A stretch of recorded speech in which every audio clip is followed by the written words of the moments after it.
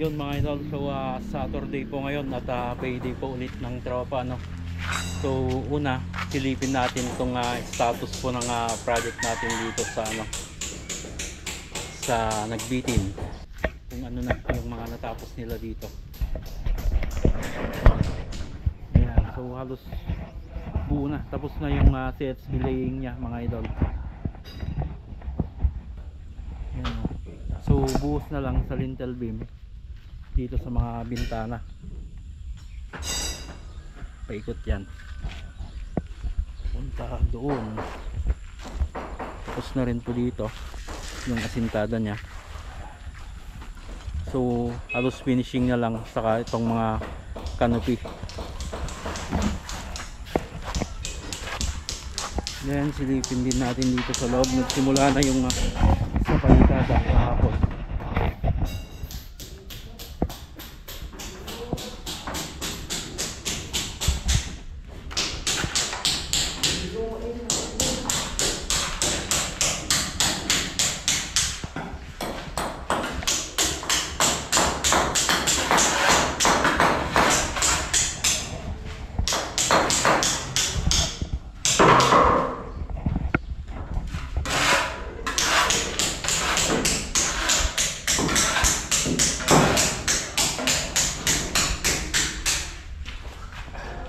Hindi ka napansahan ka nakasali yan sa basketball.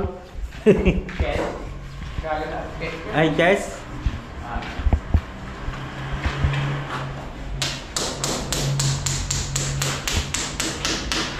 Baka kami mula ng gusto yung laban kayo.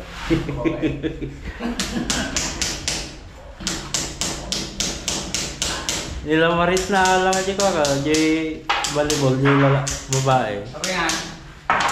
Binhipay puro buklot sa gagatuan na. Yun mga para, so eto naman yung sa loob niya, ano po. So kahapon nagsimula na yung sa palitada. Ito na. So nakatatlong walling sila kahapon. So finish puro ito. Na brush finish.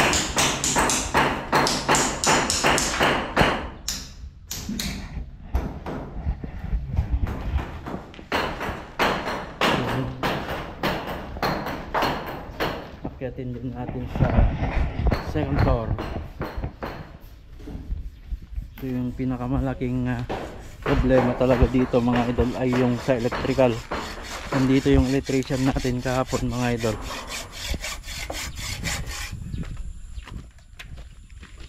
At sinasilip natin yung mga kailangang iabang dito sa electrical nya. Ito yung madugo talaga na trabaho sa electrical nya.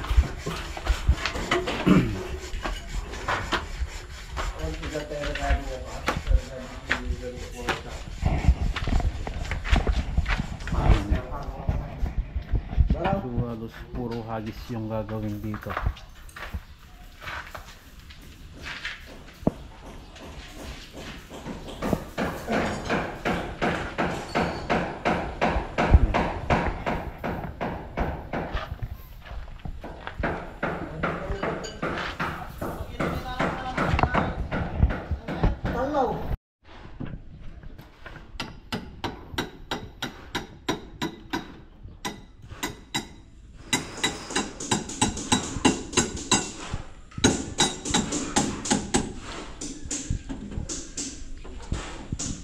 Ayos.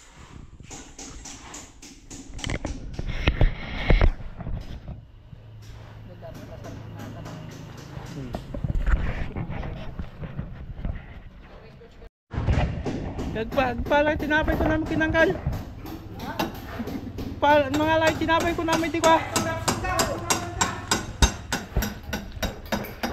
Yun mga para, so yan yung update ng ating ano po, Nagbitin project. So finishing stage na, no.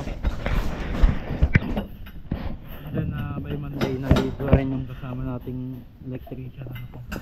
So sa part 2 ng aming ginawa dito sa may extension, yun po muna yung abangan namin ng electrical nya, ano po. So magiging ibang isapan na mga idol pag dyan sa ano na, sa may katawan niya na mismo o dyan sa building na